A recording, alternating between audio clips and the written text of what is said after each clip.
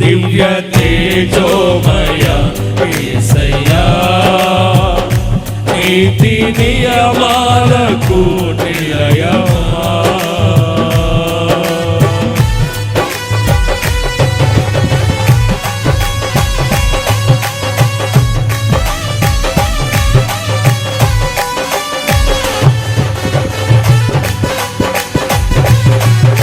ఆకాశములను ఈ నోటి మాట చేత కలగజేసిన సర్వ సృష్టికర్త అయిన దేవుడు, ఈ ప్రశస్తమైన వేళ సహవాస ప్రార్థన కూడికలు తన వాక్కుల ద్వారా మనల్ని మరొక్కసారి దర్శించబోతూ ఉన్నారు. దేవుని గొప్ప ఆదరణతో ఆయన సన్నిధిలో మనమందరం